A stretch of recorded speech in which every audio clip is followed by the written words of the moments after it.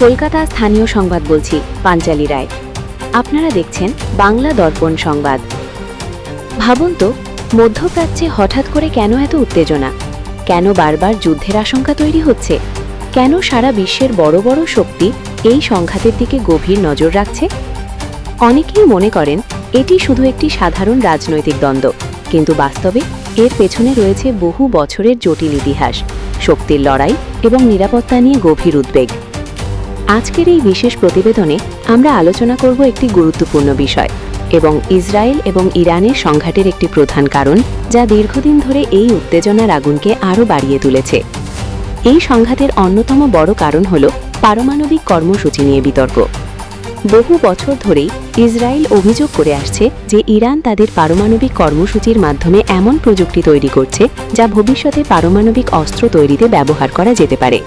Israel মনে করে, যদি ইরান পারমাণবিক অস্ত্রের ক্ষমতা অর্জন করে, তাহলে তা শুধু ইসরায়েলের জন্য নয়, পুরো মধ্যপ্রাচ্যের নিরাপত্তার জন্য বড় হুমকি হয়ে দাঁড়াতে পারে।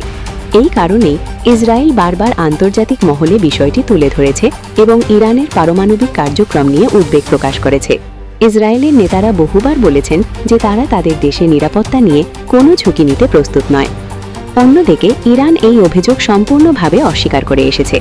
ইরানের দাবি, তাদের পারমাণবিক কর্মসূচি সম্পূর্ণ শান্তিপূর্ণ উদ্দেশ্যে পরিচালিত হচ্ছে। তারা বলছে, বিদ্যুৎ উৎপাদন, বৈজ্ঞানিক গবেষণা এবং চিকিৎসা ক্ষেত্রে উন্নতির জন্যই এই প্রযুক্তি ব্যবহার করা হচ্ছে। এই বিতর্কের কারণেই আন্তর্জাতিক রাজনীতিতে একাধিক গুরুত্বপূর্ণ আলোচনা এবং চুক্তি হয়েছে। এর মধ্যে সবচেয়ে আলোচিত একটি চুক্তি হল PCCON, যা 2015 সালে স্বাক্ষরিত হয়েছিল।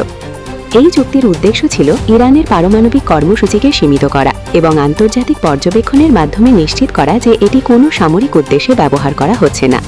চুক্তির মাধ্যমে ইরান তাদের কিছু পারমাণবিক কার্যক্রম কমানোর প্রতিশ্রুতি দেয় এবং বিনিময়ে তাদের উপর আরোপিত কিছু আন্তর্জাতিক নিষেধাজ্ঞা শিথিল করা হয়। কিন্তু সময়ের সঙ্গে সঙ্গে এই চুক্তিকে ঘিরে নানা বিতর্ক তৈরি হয়। বিভিন্ন দেশ এই চুক্তির কার্যকারিতা নিয়ে প্রশ্ন তোলে এবং রাজনৈতিক পরিস্থিতি ক্রমশ জটিল হয়ে ওঠে। এর ফলে আবারও ইসরায়েল এবং ইরানের মধ্যে সন্দেহ ও উত্তেজনা বাড়তে থাকে। বিশেষজ্ঞদের মতে, পারমাণবিক প্রযুক্তি এবং অস্ত্রের সম্ভাবনা শুধু একটি দেশের বিষয় নয়, এটি পুরো অঞ্চলের নিরাপত্তা, কূটনৈতিক এবং শক্তির ভারসাম্যের ওপর বড় প্রভাব ফেলে। এই কারণেই ইরানের পারমাণবিক কর্মসূচি নিয়ে বিতর্ক আজও আন্তর্জাতিক রাজনীতির অন্যতম গুরুত্বপূর্ণ ইস্যু হিসেবে রয়ে গেছে। এখন প্রশ্ন হল, এই উত্তেজনা কি ভবিষ্যতে আরও বড় সংঘাতে রূপ নিতে পারে, নাকি কূটনৈতিক আলোচনার মাধ্যমে এর সমাধান সম্ভব? বিশ্বজুড়ে বিভিন্ন দেশ এবং আন্তর্জাতিক সংস্থা পরিস্থিতি গভীরভাবে পর্যবেক্ষণ করছে। অনেকেই আশা করছেন যে আলোচনা এবং কূটনৈতিক প্রচেষ্টার মাধ্যমে এই সংকটে শান্তিপূর্ণ সমাধান খুঁজে পাওয়া যাবে।